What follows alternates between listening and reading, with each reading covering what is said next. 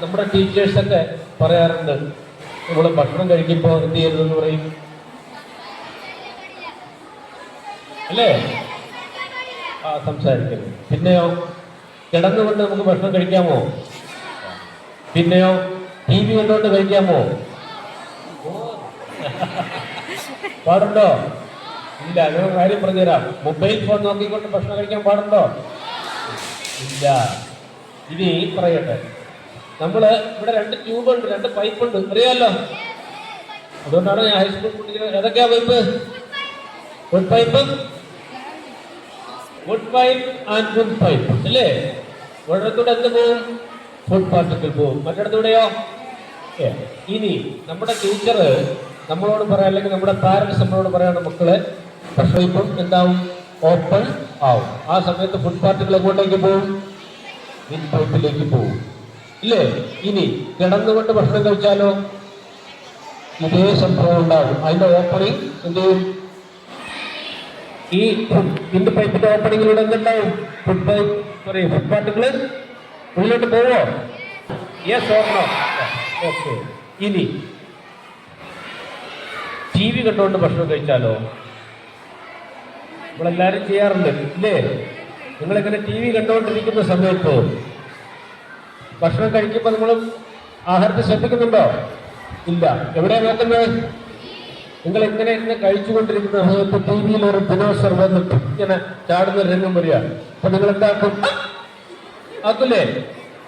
ആ സമയത്തും എന്താ ഓപ്പണാവും? എവിടേക്ക് പോവും? ഈ വിൻഡ് പൈപ്പിലേക്ക് പോകും. പിന്നൊരു കാര്യം, നമ്മുടെ അധ്യാപകർ ഉൾപ്പെടെ മക്കൾക്ക് ഭക്ഷണം കൊടുക്കാൻ നേരത്തെ എന്ത് കയ്യിൽ കൊടുക്കും? മൊബൈൽ ഫോൺ കയ്യിൽ കൊടുക്കും. ആ കുട്ടി ഫുഡിന് ശ്രദ്ധിക്കുന്നുണ്ടോ? ആ കുട്ടി ആഹാരത്തിൽ ശ്രദ്ധിക്കുന്നുണ്ടോ? ഇല്ല. ആഹാരത്തിൽ ശ്രദ്ധിക്കുന്ന ആരാ? ഈ കൊടുക്കുന്ന അമ്മ. ഒരു 3.5 വയസ്സായ കുട്ടിക്ക് കയ്യിൽ മൊബൈൽ ഫോൺ കൊടുത്തിട്ട് ഈ അമ്മ എന്ത് ചെയ്ത് കൊടുക്കും? വാരി കൊടുത്തുകൊണ്ടിരിക്കും. കുട്ടി ഫുഡിലേ നോക്കുന്നില്ല. കുട്ടി എന്ത് നോക്കിക്കൊണ്ടിരിക്കുന്നു? ഫോണിൽ നോക്കിക്കൊണ്ടിരിക്കുന്നു. അവിടെയും ഒരു സ്നേക്ക് വന്ന് ഒറ്റ ഒരു ചാടുന്ന ഒരു കാർട്ടൂൺ തെന്നോട് വന്നു. കുട്ടി എന്താക്കും? ഇതിനകത്തില്ലേ? നമ്മൾ അറിഞ്ഞുകൊണ്ട് നമ്മളെ മക്കളെ വിലയ്ക്ക് കൊടുക്കുകയാണ് ചെയ്യുന്നത്. മനസ്സിലായില്ല? ഒരു കാരണവശാലും ഫുഡ് കഴിക്കുമ്പോൾ മൊബൈൽ ഫോൺ കയ്യിൽ കൊടുക്കരുത് കൊച്ചുകുട്ടികൾക്ക്. നമ്മളും ഈ വലിയ ആൾക്കാരും മിക്കവാറും പേരൊക്കെ ടി വി കൊണ്ടുകൊണ്ടു തന്നെയാണ് പലരും ആഹാരം കഴിക്കുന്നത്. അപ്പൊ നമുക്ക് ഇപ്പൊ ഒരു പ്ലഡ്ജ്, ഒരു പ്രതിജ്ഞ എടുക്കണം. ഭക്ഷണം കഴിക്കുമ്പോ ഞാൻ പറയും പോലെ പറയും. ഇന്ന് മുതൽ ഭക്ഷണം കഴിക്കുമ്പോ ഞാൻ സംസാരിക്കില്ല. ഇന്ന് മുതൽ ഞാൻ കിടന്നുകൊണ്ട് ഭക്ഷണം കഴിക്കില്ല. ഇന്ന് മുതൽ ഞാൻ ടി വി കണ്ടുകൊണ്ട് ഭക്ഷണം കഴിക്കില്ല. ആൻഡ് ദ ലാസ്റ്റ് വൺ, ഇന്ന് മുതൽ ഞാൻ മൊബൈൽ ഫോൺ നോക്കി ഭക്ഷണം കഴിക്കില്ല. ഗേൾസിനോട്, വലിയ ക്ലാസ്സിലെ കുട്ടികളോട്, കൊച്ചുകുട്ടികളോടല്ല, ഈ ലാസ്റ്റ് 15 ഡേയ്സിനുള്ളിൽ, കഴിഞ്ഞ 15 ദിവസത്തിനുള്ളിൽ തൻ്റെ പിതാവിനെ, അച്ഛനെ, ഉപ്പയെ, പപ്പയെ, ആരെയെങ്കിലും നല്ല ഒരു സ്നേഹത്തോടെ ഒന്ന് ഹഗ് ചെയ്തിട്ട് അദ്ദേഹത്തിന്റെ ഹൃദയ താളം, ഹാർട്ട് ബീറ്റ് കേട്ടിട്ടുള്ള എത്ര മക്കളുണ്ട്? സത്യം കൈയർത്താവും. ചെയ്തിട്ടുണ്ടെങ്കിൽ കൈയർത്താവും. അത് മതിയോ? പോരാ.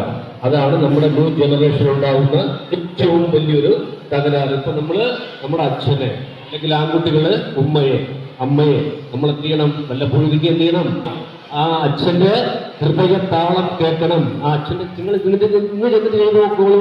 ആ ചെവി അദ്ദേഹത്തിന്റെ ഹൃദയത്തിന്റെ അവിടെ ഇങ്ങനെ വയ്ക്കുമ്പോ അദ്ദേഹത്തിന്റെ കണ്ണ് നിറഞ്ഞിരിക്കുന്നു നമുക്ക് കാണാൻ പറ്റും. തിരിച്ച് നിങ്ങള് അമ്മമാരെ ഇതുപോലെ വല്ലപ്പോഴും എന്ത് ചെയ്യണം? കെട്ടിപ്പിടിക്കണം സ്നേഹത്തോട്. എല്ലാവരും പൈസയാണെന്നും പറഞ്ഞ് കെട്ടിപ്പിടിക്കുകയല്ലേ? സ്നേഹത്തോടെ കെട്ടിപ്പിടിക്കണം. അത് നമ്മൾ കൃത്യമായി ചെയ്യണം. ഒരു വീക്ക് എല്ലാ ആഴ്ചയിലും ചെയ്യണം. എന്നാലേ നമുക്ക് നഷ്ടപ്പെട്ടു പോയാൽ, ഇപ്പോൾ ഈ മോൻ്റെ നഷ്ടപ്പെട്ടു പോയതുപോലെ കോൺസെൻട്രേഷൻ തിരിച്ചു കിട്ടാൻ പറ്റുള്ളൂ. അല്ലെങ്കിൽ അതിൻ്റെ കൂടെ ഒരു കാര്യം കൂടെ ചെയ്തോളൂ. 999 എഴുതാൻ അറിയാമല്ലോ എല്ലാവർക്കും. ഡിസെൻഡിങ് ഓർഡർ 499 വരെ എഴുതാമോ? എഴുതാൻ പറ്റുമോ? പറ്റും. വിതിൻ 5 minutes എഴുതാമോ? വിതൗട്ട് റെപ്പറ്റീഷൻ, വിതൗട്ട് കറക്ഷൻ എഴുതാമോ? ഒരു ബലം പോരാ.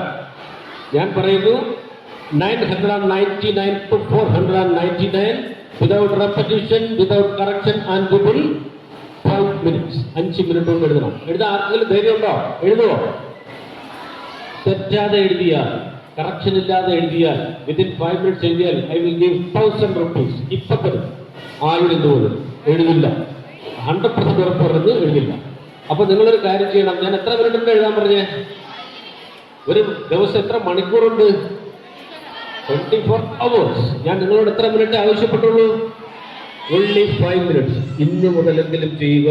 999 to 499 without repetition, without correction and within 5 minutes.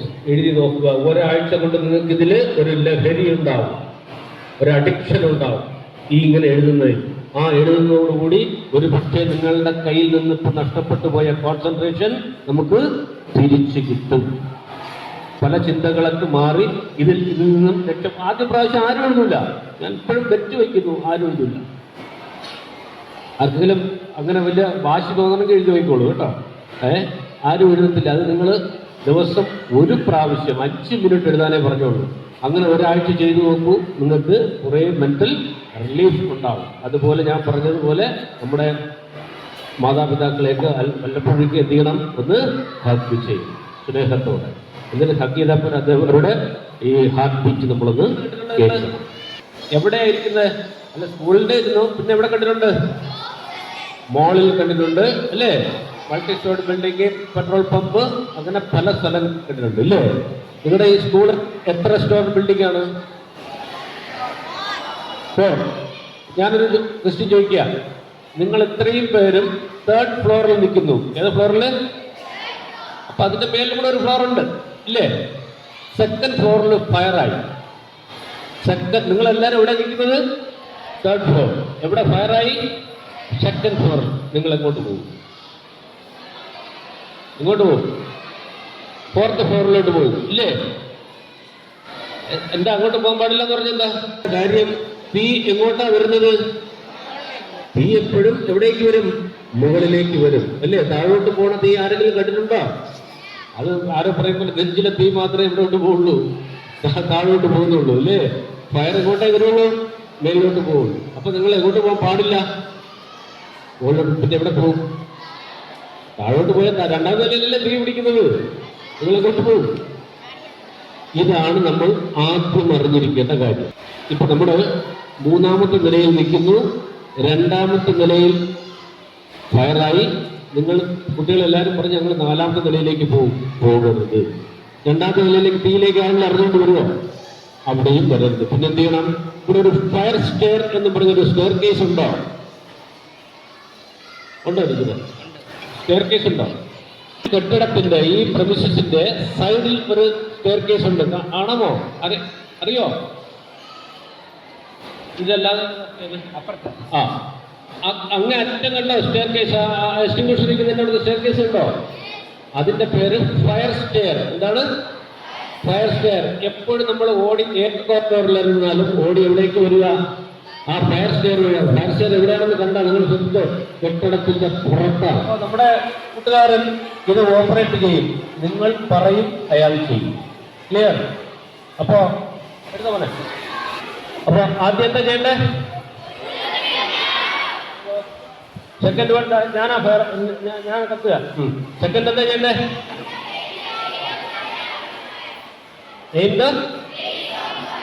And third one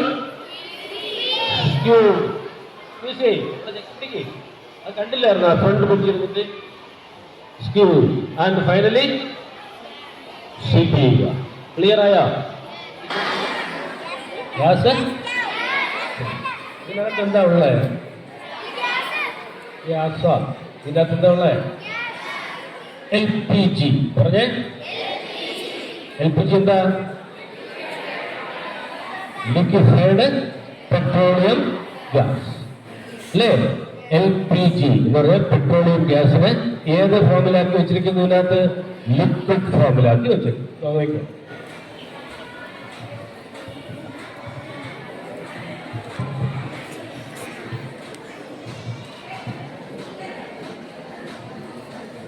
കാണാമോ? ഇതുപോലെയാണ് ഇതിന്റെ ഉൾഭാഗം. ഇതുപോലെ കാണാമോ? നിങ്ങൾക്ക് വെള്ളം കാണാമല്ലേ? അപ്പോ ഈ സിലിണ്ടറുമായിട്ട് ബന്ധപ്പെട്ട് ഞാൻ വളരെ ഒരു 4-5 ചെറിയ കാര്യങ്ങൾ പറയും. ചെറുതല്ല, അത് വളരെ വലുതാണ്. അതുകൊണ്ട് വളരെ ശ്രദ്ധിച്ചിരിക്കുക. ഇതാണ് നിങ്ങളുടെ വീട്ടിലിരിക്കുന്ന സിലിണ്ടറിന്റെ ഇൻസൈഡ്. അകമിരിക്കുന്നത് ഇങ്ങനെയാണ്. ഇതിനകത്ത് എന്താ ഉള്ളതെന്ന് പറഞ്ഞു? Liquefied petroleum gas, LPG. പ്രൊപ്പേനും ബ്യൂട്ടേനും എന്ന് പറഞ്ഞ 2 കെമിക്കൽ ഉള്ളതാണ്. അത് ഇവിടെ ഇങ്ങോട്ട്. ഇനി ഇത് ആരാ കൊണ്ടുവരുന്നത് നമ്മുടെ വീട്ടില്? ഡെലിവറി ബോയ് അല്ലേ? ആ ചേട്ടൻ എന്ത് ചെയ്യും? ഇവിടെ വെച്ചോണ്ട് വരും. നേരെ തോളിലിങ്ങനെ തട്ടിക്കൊണ്ട് ഇങ്ങനെ വെച്ചോണ്ട് വരും അല്ലേ? വെച്ചോണ്ട് വന്നിട്ട് നേരെ വീടിന്റെ ഫ്രണ്ട് കൊണ്ടുവന്ന് കുത്തിവെക്കും. ആരാ എടുത്തോണ്ട് പോകുന്നതാത്തോണ്ട്? നമ്മൾ അല്ലേ? സാധാരണ അമ്മയും മകനോ അമ്മയും മകളോ എങ്ങനെ എടുത്തോണ്ട് പോകും? എന്താണ് ശ്രദ്ധിക്കുന്നത്? ഇപ്പൊ ഡെലിവറി ബോയ് നമ്മുടെ വീട്ടിൽ കൊണ്ടുവന്ന് സാധനം വെച്ചു. ആദ്യം എന്ത് ശ്രദ്ധിക്കും? അതിലെന്താണ് നോക്കേണ്ടത് ആദ്യം? മുറ്റത്ത് വെച്ച് അതാണ് നോക്കേണ്ടത്. പിന്നെ ഞാൻ പറയാം, ശ്രദ്ധിച്ച് കണ്ടോളൂ കേട്ടോ. ആദ്യം നോക്കേണ്ടത് ആ സിലിണ്ടറിന്റെ അടിഭാഗം നോക്കുക. കാണാമോ? നിങ്ങൾക്ക് കാണാം. അവിടെ എന്താ ഉള്ളത്? അവിടെ ഇങ്ങനെ വളഞ്ഞിരിക്കുന്ന ഒരു ഭാഗമല്ലേ? നമ്മൾ പറയും എൻ്റെ 3ാമത്തെ നിലയിൽ, വീട്ടിന്റെ 3ാമത്തെ നിലയിലാണ് കിച്ചൺ. എൻ്റെ വീട്ടിൽ എങ്ങനെ പാമ്പ് കയറി? എങ്ങനെ പാമ്പ് വന്നു? ഇതേപോലത്തെ സാധനം എവിടെ അവർ കൊണ്ടുവയ്ക്കുന്നത്? ആദ്യം റോഡിൽ കൊണ്ടുവച്ച് ചങ്ങലയൊക്കെ ഇട്ട് കെട്ടി അവിടെ വെച്ചേക്ക് 1-2 ദിവസമൊക്കെ. അത് കഴിഞ്ഞിട്ട് എടുത്തിട്ട് വരണേ. അപ്പോ ഇവിടെ നിങ്ങൾക്ക് കാണാൻ പറ്റും ചെറിയ ഹോൾ കണ്ടോ? ഹോൾ കാണാമോ? ആ ഹോളിൽ കൂടെ ആര് ഈ ചെറിയ ഐറ്റംസ് അകത്ത് കയറിയിട്ട് ആ വളഞ്ഞിരിക്കുന്ന ഭാഗത്ത് കാണിച്ചോട്. നല്ല ഗ്യാപ്പ് ഉണ്ടോ? അവിടെ നല്ല 1-ാം തരം സാധനത്തിന് ഇരിക്കാനുള്ള സ്ഥലം, സ്പേസ് ഉണ്ട്.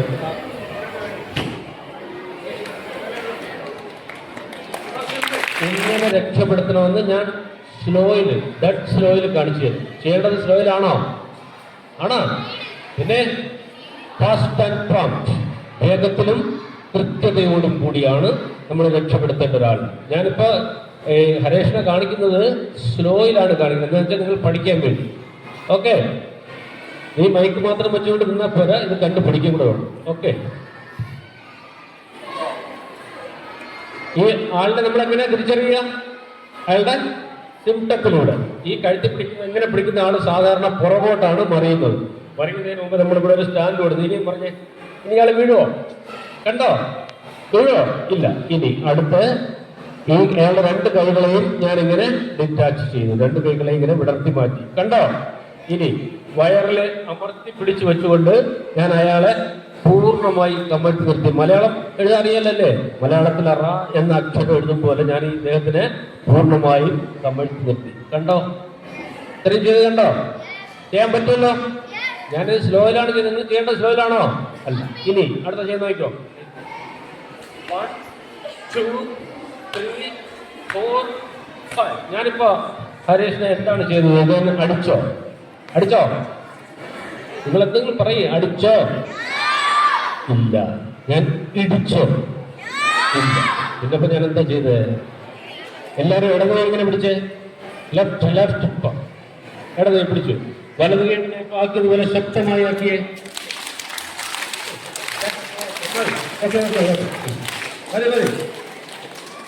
ഇത് നമ്മള് പലപ്പോഴും കാണിച്ചിട്ടുണ്ടല്ലേ? ഇതിനെ പറയുന്ന പേര് സ്ലാപ്പിംഗ്. എന്ത് പറയാ? സ്ലാപ്പിംഗ്. പറയാ സ്ലാപ്പിംഗ്. പറ. സ്ലാപ്പിംഗ്. നമ്മള് അടിച്ചതല്ല, ഇടിച്ചതുമല്ല, പിന്നെ അടിച്ച് തെറിപ്പിക്കുകയാണ് ചെയ്തത്. ക്ലിയർ? സ്ലാപ്പിംഗ് ചെയ്യണം. ഇനി അതെന്റെ ഉപ്പയല്ലേ, അല്ലെങ്കിൽ എന്റെ മകനല്ലേ, എന്റെ മകളല്ലേ, എന്റെ ഭാര്യയല്ലേ എന്ന് പറഞ്ഞിട്ട് ഇങ്ങനെ പതുക്കെ ഇങ്ങനെ ചെയ്യരുത്. പിന്നെ കാര്യമില്ല. അവിടെ നമ്മൾ വെള്ളം കയറും. അത് ശക്തമായി വേണം അടിച്ച് തെറിപ്പിക്കണം. അവിടെ പിന്നെ എന്റെ ആളല്ലേ എന്ന് പറഞ്ഞ് നോക്കേണ്ട കാര്യമില്ല. ശക്തമായിരിക്കും. മോർ ദാൻ 70% ആൾക്കാരുടെ തൊണ്ടയിലിരിക്കുന്ന സാധനം അപ്പോൾ തന്നെ എന്ത് ചെയ്യും? തെറിച്ച് പോകും. ഒരു 80%, 70% ആൾക്കാരുടെ തൊണ്ടയിലിരിക്കുന്ന സാധനം ഇത് നമ്മൾ ശക്തമായിട്ട് എന്ത് ചെയ്താൽ സ്ലാപ്പ് ചെയ്താൽ തെറിച്ചു പോകും. ഉറപ്പാണ്, 100% ഉറപ്പാണ്. പക്ഷേ നമ്മുടെ വീട്ടിലൊക്കെ എന്താ ചെയ്യും? നമ്മുടെ തൊണ്ടയിൽ എന്തെങ്കിലും കൊടുക്കുമ്പോൾ നമ്മുടെ ഉമ്മ വന്ന് എന്താ ചെയ്യും? ഇവിടെ വന്ന് അടിക്കും. നിങ്ങളൊന്ന് ആലോചിച്ച് നോക്കിയാണ്, തൊണ്ടയിൽ കുടുങ്ങിയതിന് മണ്ടയിൽ അടിച്ചിട്ട് എന്തെങ്കിലും കാര്യമുണ്ടോ? അതിന്റെ സയൻസ് നിങ്ങൾ എനിക്ക് പറഞ്ഞതാ. എന്തെങ്കിലും കാര്യമുണ്ടോ? ഉണ്ടോ? അപ്പൊ നമ്മളത് ശ്രദ്ധിക്കുക. നമ്മള് നല്ല സിവിയർ ആയിട്ടുള്ള ചോക്കിംഗ് ആണെങ്കിലാണ് ഞാൻ ഈ പറയുന്നത്. ക്ലിയർ ആയില്ലേ? എത്ര % സാധ്യത പറഞ്ഞ? ഇനി ബാലൻസ് എത്രയുണ്ട്? 30%. ഒരു പക്ഷെ അതിൽ പോയില്ല എന്ന് വെച്ചോളൂ. കേട്ടോ, മുഷ്ടി ചുരുട്ടി പിടിച്ചിട്ട് അത് ഈ വയറിന്റെ അവിടെ വെക്കുക. അടുത്ത കൈ കൊണ്ട് ഇങ്ങനെ അമർത്തി പിടിക്കുക. അവിടെ ചെയ്യേണ്ടത് സൈമൾട്ടേനിയസ് ആക്ഷൻ ആണ്. Press up. പറഞ്ഞേ ഒന്നുകൂടെ ശക്തമായിട്ട്. Press up. പ്രസ് ചെയ്യണം. അതുപോലെ എന്ത് ചെയ്യണം? മുകളിലോട്ട് അപ്പും ചെയ്യണം. അതൊരു 5 ടൈംസ് ചെയ്യണം. ഞാൻ ഇപ്പൊ ചെയ്ത് കഴിഞ്ഞാൽ ഗണേഷ് രാവിലെ ഇട്ടലി ഇപ്പോ പുറത്തു വരും. അതുകൊണ്ട് ഒരു ചെറുതായിട്ട് കാണിക്കാം. Press up. ഇതാണ് പ്രസ് അപ്പ്.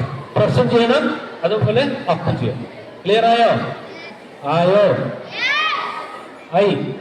അപ്പൊ ഒരാളിനെ രക്ഷപ്പെടുത്താൻ പറ്റുമോ? പറ്റും. സെക്രട്ടറിക്ക് നാളെ പോവാം. നിങ്ങളുടെ കൂട്ടുകാരൻ ആയുഷ് ചെയ്യും. സ്ലോയിൽ ചെയ്താൽ മതി, അവർക്ക് അറിയാൻ വേണ്ടി. നിങ്ങൾ പക്ഷെ ചെയ്യേണ്ടത് എങ്ങനെയായിരിക്കണം? Fast and prompt. കൃത്യതയോടെയും കൂടെ നിൽക്കുന്ന കണ്ടോ?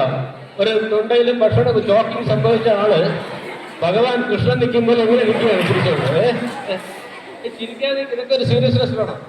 കണ്ടിട്ട് പുറത്തേക്ക് തള്ളിക്കോ. അപ്പോ ഈ ആൾ എങ്ങോട്ട് പറയാനാ സാധ്യത കൂടുതൽ? പുറകിലേക്ക് ഇല്ലേ? കൊടുക്കോ. സെക്കൻഡ് വൺ എന്ത് ചെയ്യണം? സെക്കൻഡ് വൺ കൈകൾ രണ്ടും ഡിറ്റാച്ച് ചെയ്യണം. അടുത്ത് പറ്റില്ല. തേർഡ് വൺ വയറിൽ അമർത്തി പിടിച്ചുകൊണ്ട് ഇയാൾ എന്ത് ചെയ്യണം? ഫുള്ളായിട്ട് അമർത്തി നിർത്തണം. കുനിഞ്ഞു നിർത്തണേ. ഇനി എവിടെയാണ് അടിക്കേണ്ടത്? നമ്മുടെ ഈ തൊണ്ടയുടെ ബാക്ക് സൈഡായിട്ട് ഈ ഭാഗത്ത് പറ്റില്ല.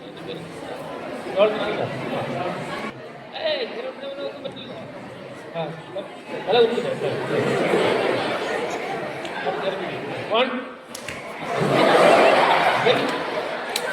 ഇവന്റെ അടുത്ത് ആണി അടിക്കാനല്ല പറഞ്ഞത്.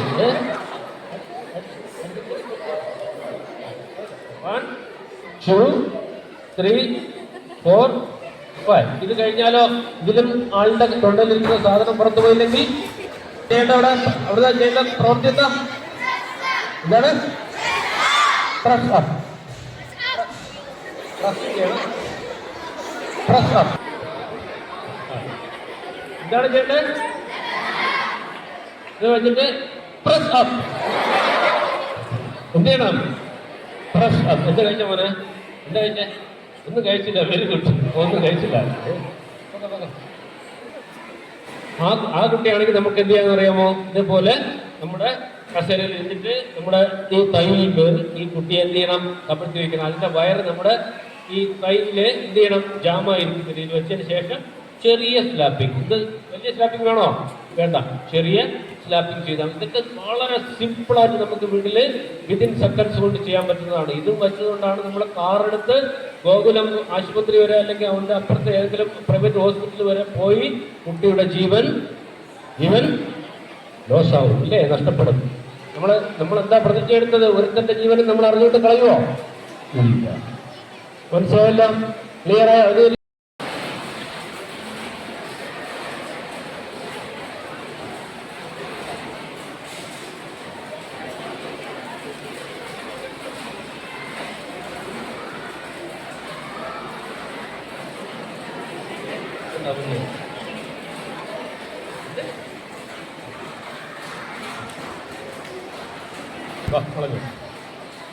നിങ്ങളുടെ കൂട്ടുകാരി ഷാന എന്താ ഇട്ടിരിക്കുന്നത്? എന്താണ്? ഞാൻ ഇതിനെ നിങ്ങൾ പറഞ്ഞ ഈ ലൈഫ് ജാക്കറ്റിനെ ഞാനിന്ന് മലയാളത്തിലേക്ക് ട്രാൻസ്ലേറ്റ് ചെയ്യാം. ലൈഫ് എന്ന് പറഞ്ഞാൽ എന്താണ്? ജീവൻ. ജാക്കറ്റ് എന്ന് പറഞ്ഞാൽ എന്താണ്? കവചം. ഇതെന്തായിട്ടിരിക്കുന്നത്? ജീവന്റെ കവചമാണ്. എന്താണ്? Life jacket. മലയാളത്തിൽ എന്ന് പറയും ജീവന്റെ കവചമാണ് അല്ലേ? ഈ സാധനം ഇനിയിപ്പോ ഞാൻ ഈ ഷാന എടുത്ത് വെള്ളത്തിലിടുക, എന്ത് പറ്റും? പൊങ്ങി കിടക്കോ താഴ്ന്നു പോവോ? ബിക്കോസ് എന്താ കാര്യം? ഇവർ എന്തെയ്തിരിക്കുന്നു? Life jacket. അവരുടെ മൂക്കും വായും വെള്ളത്തിന്റെ മേളിൽ തന്നെ കിടക്കും അല്ലേ? ഇനി ഇവിടെ ഇരിക്കുന്നതിൽ സ്വിമ്മിങ് അറിയാന്നുള്ള എത്ര പേരുണ്ട്? ടീച്ചേഴ്സ്, സ്റ്റുഡൻസ് എല്ലാവരും അറിയാം. ഓക്കെ. കേരളയുടെ ജിയോഗ്രഫിക്കൽ ഫീച്ചർ അനുസരിച്ച് ഇനിയും എന്തുണ്ടാകും? പ്രളയമുണ്ടാവും. അപ്പോൾ നമ്മൾ എന്ത് ചെയ്യും? വീട്ടിന്റെ മണ്ടയിലോട്ട് കയറി വരും അല്ലേ? അങ്ങനെയല്ലേ ചെയ്യുന്നത്? നിങ്ങൾ പഠിക്കണം, നിങ്ങൾ സ്വിമ്മിങ് പഠിക്കണം. ആരെടുത്ത് പോയി പഠിക്കും? വെൽ ട്രെയിൻഡ് ആയിട്ടുള്ള ആളുടെ അടുത്ത്. അല്ലാതെ ഇന്നിപ്പോ സാറ് എന്ന് പറഞ്ഞത് നാളെ വാമന ഒരു ആർട്ടിസ്റ്റ് ചാടരുത്. പിന്നെയോ നല്ല ട്രെയിൻഡ് ആയിട്ടുള്ള ആളുകളോടൊപ്പം പോയി നമ്മളെന്ത് പഠിക്കുക? സ്വിമ്മിങ് പഠിക്കുക. ഏറ്റവും നല്ല എക്സർസൈസാണ്. പെൺകുട്ടികൾക്കായിരുന്നാലും ശ്രദ്ധിക്കുക, നമ്മുടെ ഏറ്റവും വലിയ എക്സർസൈസാണ്. വിരൽ തുമ്പുകൾ മുതൽ ശരീരത്തിന്റെ മുഴുവൻ ഭാഗവും മൂവ് ചെയ്യുന്ന എക്സർസൈസാണെന്ത്? സ്വിമ്മിങ്. അതുകൊണ്ട് സ്വിമ്മിങ് പഠിക്കണം. അത് പ്രായമൊന്നും ഒരു പ്രശ്നമേ അല്ല. സ്വിമ്മിങ് കൃത്യമായി പഠിക്കണം. ഏറ്റവും നല്ല എക്സർസൈസാണ്. ഈ രാവിലെ 5 മണിക്ക് എണീച്ച് ഇവിടുത്തെ പോത്തം കൊടുത്ത പട്ടികടി കൊള്ളുന്നതിനേക്കാളും ഏറ്റവും സുഖം എന്താണ്? 1 മണിക്കൂർ നമ്മൾ എന്ത് ചെയ്യുക? സ്വിം ചെയ്യുക. ശരീരത്തിന്റെ മുഴുവൻ ഭാഗവുമാണ്. മനസ്സിലായില്ലേ? പിന്നെയോ ജീവൻ രക്ഷപ്പെടാം. ഓക്കെ. എന്തായിരിക്കുന്നത്? എന്താ? ട്യൂബോ? ഇതിന്റെ പേരെന്താ? Life boy. പറഞ്ഞേ, പറ. Life boy. Boy BOY boy. അതാണോ? ആണോ? അല്ല. നിങ്ങൾ ബോയൻസി പഠിച്ചിട്ടുണ്ടോ? +1 +2 കാരൊക്കെ 10ലൊക്കെ 9ാം ക്ലാസ്സിലൊക്കെ പഠിച്ചിട്ടില്ലേ ബോയൻസി? ആ ബോയ് ലൈഫ് ബോയ്. നിങ്ങൾ നേരത്തെ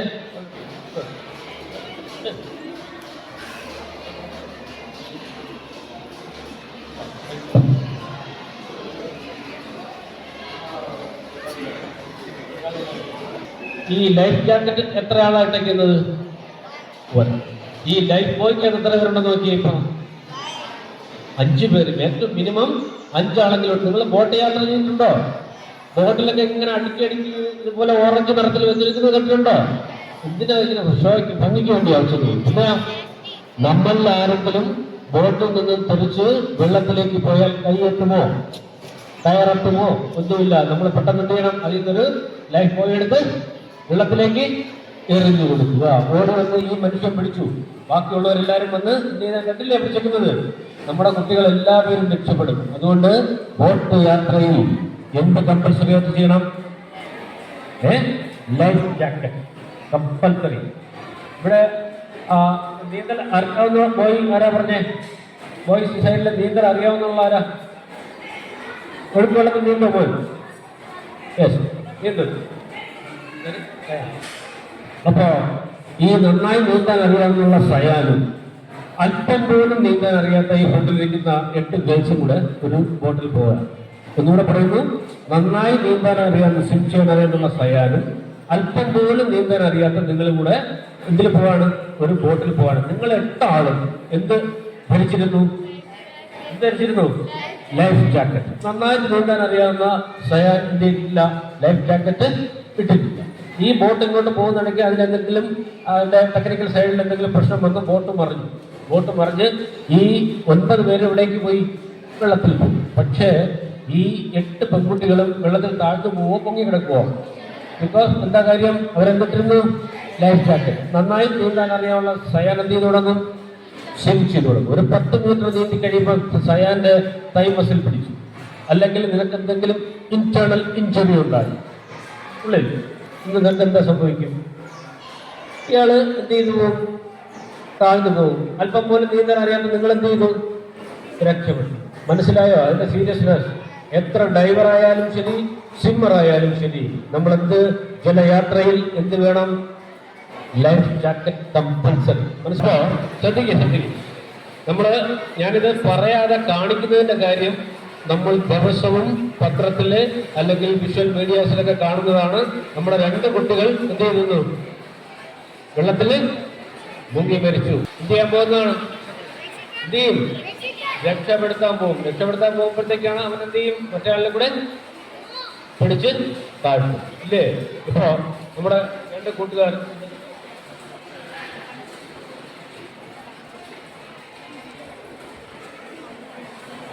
അപ്പോ ഇവിടെ കൂട്ടുകാർ ശ്രദ്ധിക്ക്. ഇവിടെ കൂട്ടുകാരായ അൽത്താഫും സയാനും ഒരു കുളത്തിന്റെ കരയിൽ നിൽക്കുക. ഇത് കുളം, ഇത് അതിന്റെ ലാൻഡിൽ അതിന്റെ കരയിൽ നിൽക്കുക.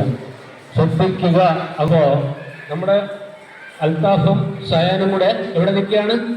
കുളത്തിന്റെ കരയിൽ. അപ്പോ അൽത്താഫിന് ഒരു ഫോൺ വന്നു. അൽത്താഫ് ഇങ്ങനെ ഫോൺ വെച്ച് ഇങ്ങനെ സംസാരിച്ചുകൊണ്ടിരിക്കുന്ന ഇവിടേക്ക് നേരെ ഇവിടെ പോയി ഇപ്പൊ എവിടെയാണ് അൽത്താഫ്? എവിടെ? സയാൻ എവിടെയാണ്? സയാൻ സാധാരണ പെട്ടെന്നപ്പോ എന്ത് ചെയ്യും? കൈ കൊടുക്കും. ഇപ്പൊ എന്ത് സംഭവിച്ചു? 2 പേരും കുളത്തിലായി. ആണോ? ഇനി അൽത്താഫ് കുറച്ചുകൂടെ അങ്ങോട്ട് നീങ്ങിയുന്നേ. ഓടി ഇത്ര മതി. ഇപ്പൊ സയാൻ ഇവിടെ നിന്ന് കൈ കൊടുത്താൽ എത്തുവോ? ഇല്ല. അപ്പോ കുളത്തിന്റെ കരയിലാകുമ്പോൾ ഒരു ഓലമുടലോ ഇങ്ങനെ എന്തെങ്കിലും ഒരു സാധനം, എന്തെങ്കിലും റോപ്പ്, എന്തെങ്കിലും ഒരു കമ്പ് എന്തെങ്കിലും കാണും. ഈ കമ്പിനെ അടുത്ത് അങ്ങോട്ടേക്ക് ഇട്ട് കൊടുക്കും. ഇല്ലേ? അപ്പോഴും മരണവിഭാഗത്തേക്ക് അൽത്താഫ് എന്ത് ചെയ്യും? വലിച്ചു പിടിക്കും. അപ്പോഴും എന്ത് സംഭവിച്ചു? നോക്ക്. എന്ത് സംഭവിച്ചു? 2 ആളും വെള്ളത്തിൽ പോയി. അപ്പൊ നിങ്ങൾ വിചാരിക്കുകയാണ് ഈ മനുഷ്യൻ രാവിലെ ഒന്നും ഇവിടെ നിന്ന് പറയുന്നത് വെള്ളത്തിൽ പോയപ്പോ അവന് കൈ കൊടുക്കാനും പാടില്ല, അവനൊരു സാധനം ഇട്ട് കൊടുക്കാനും പോലെ പിന്നെ മുങ്ങി മരിക്കട്ടെന്നാണോ? ഈ രീതി 2ഉം റോങ് ആണ് എന്ന് പറയാൻ. മോനവിടെ തന്നെ നിന്നോ? ഓടിയോ? ഇപ്പൊ അവൻ വള്ളി ഇട്ടെടുത്ത കണ്ടോ? ഇപ്പൊ ഇയാളെ സയാൻ എന്താ ചെയ്യും? ഇവിടെ എങ്ങനെ കിടക്കുന്നതെന്ന് നോക്കണ്ടോ? കരയിൽ എന്ത് ചെയ്തിരുന്നു? കമ്പളന്ന് കിടക്കുന്നു. That means 90% of his body weight, അവന്റെ ശരീരഭാരത്തിന്റെ 90% എവിടെയാണ്? കരയിലാണ്. ഇങ്ങനെ വേണം. This is the right method. അല്ലാതെ നിന്നുകൊണ്ട് എന്ത് ചെയ്യാൻ പാടില്ല? കൈ കൊടുക്കാൻ പാടില്ല. നിന്നുകൊണ്ടൊരു സാധനം ഇട്ടുകൊടുക്കാനും പാടില്ല. ഇതാണ് മെത്തേഡ്. ഇങ്ങനെ വേണം. അപ്പൊ ഇയാള് താഴെ പോവോ? ഇല്ല. നിനക്ക് എന്ത് ചെയ്യാൻ പറ്റും? നിന്റെ മൂക്കുമ്പായും മേലിരിക്കും. ഇനി ഇങ്ങനെ വെളുക്കുന്നതിനെ ഇങ്ങനെ കിടന്നാൽ മതിയോ? പിന്നെ അടുത്തെന്താ ചെയ്യണ്ടേ? ചെയ്യണം. കേട്ടില്ല? വലിക്കണോ? അല്ല, കിടന്നുകൊണ്ട് വലിക്കാനൊന്നും പറ്റത്തില്ല. ഇവൻ അടുത്ത് എന്ത് ചെയ്യണം? അവൻ പറഞ്ഞു ആൾക്കാരെ വിളിച്ചു കൂട്ടണം. എങ്ങനെ വിളിച്ചു കൂട്ടും? മറ്റേ മിന്നൽ മുരളി സിനിമയിൽ പറഞ്ഞല്ലേ, അയ്യോ നാട്ടുകാരെ ഓടി വരണേ, എങ്ങനെയാണ് വിളിക്കണ്ടേ? ആണോ? അല്ല, വളരെ അലറി വിളിക്കണം. ആൾക്കാര് ഓടി വരണം. ഓടി വന്നിട്ട് അയാൾ ഇവരെ രക്ഷപ്പെടുത്തും. ഈ മെത്തേഡ് വിളിക്കുന്നത് റീച്ച് എന്ന് പറയും. റീച്ച് മെത്തേഡ് ചെയ്യാൻ പഠിച്ചോ? അല്ലാതെ ഒരാൾ പെട്ടെന്ന് വെള്ളത്തിൽ പോയാൽ എന്ത് കൊടുക്കരുത്? കൈ കൊടുക്കരുത്.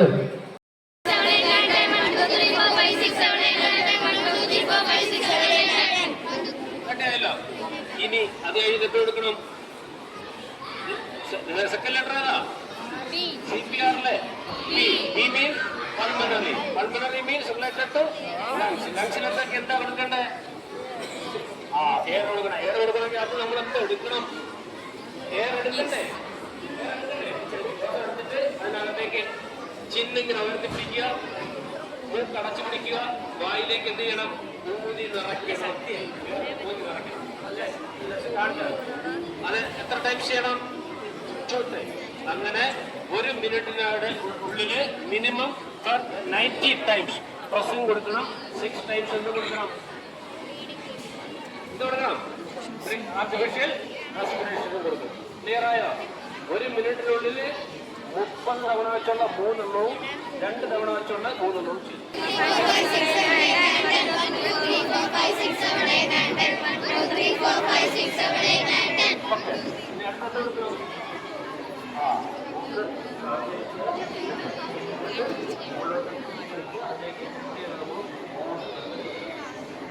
ക്ലിയർ ആയോ? അത്രയും ആയോ? അപ്പോ ഞങ്ങൾക്ക് വേണ്ടത് എന്തെങ്കിലും നിങ്ങൾക്ക് മനസ്സിലായിട്ടുണ്ടെങ്കിൽ അത് പറയുക. ഫീഡ്ബാക്ക് അതാണ് ആവശ്യം. എനിക്ക് തോന്നുന്നു ഏതാണ്ട് ഒരു 90% കുട്ടികളും ശ്രദ്ധയോടുകൂടി ഇരുന്നു. നിങ്ങളുടെ ചെറിയ കാര്യമായി എടുക്കരുത്. നിങ്ങളുടെ ലൈഫിൽ അങ്ങേറ്റം ഏറ്റവും ഉപയോഗമുള്ള കാര്യങ്ങൾ മാത്രമാണ് നിങ്ങൾ പറഞ്ഞത് കാണിച്ചത് കേട്ടല്ലോ. ഇത് മറ്റുള്ളവരിലേക്ക് പറഞ്ഞു കൊടുക്കുക. ഓക്കെ, അതുകൊണ്ട് ഞങ്ങൾക്ക് വേണ്ടത് നിങ്ങൾ ആരെങ്കിലും 2-3 കുട്ടികൾ ഇവിടെ വന്ന് നിങ്ങൾക്ക് എന്തെങ്കിലും മനസ്സിലാകണമെങ്കിൽ അത് പറയുക. ഓക്കെ, പിന്നെ മറ്റൊരു കാര്യം, ഇത്രയും സമയം ഏതാണ്ട് 2 മണിക്കൂറോളം വളരെ നല്ല കുട്ടികളായിട്ട് സൈലന്റായിട്ട് ഇവിടെ ഇരുന്ന് മുഴുവൻ കാര്യങ്ങളും കേൾക്കുകയും മനസ്സിലാക്കുകയും ചെയ്ത നിങ്ങൾക്ക് എല്ലാവർക്കും ഉപയോഗം ഉണ്ടാകട്ടെ. അതുപോലെ തന്നെ നിങ്ങൾക്ക് എല്ലാവർക്കും എല്ലാവർക്കും ഭരണത്തിന്റെ പേരിലുള്ള ഏറ്റവും നല്ല അഭിനന്ദനങ്ങൾ അറിയിക്കും.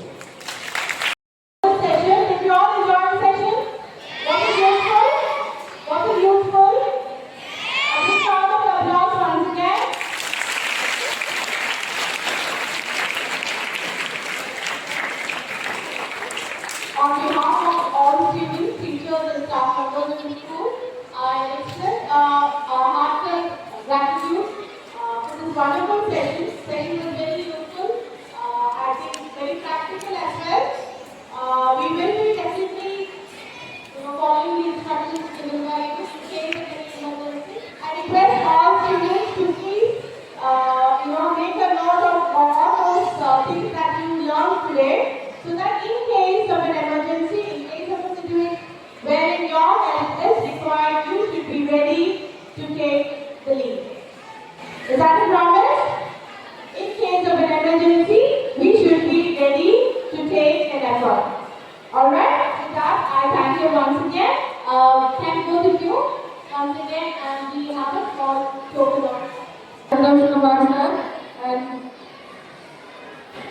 Hari sir for giving wonderful session. For the token of appreciation, memento is handing over.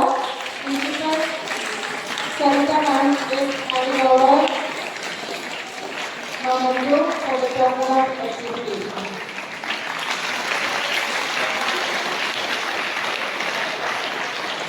Thank you sir. Thank you so much. And all the students of various classes go in silence in the class.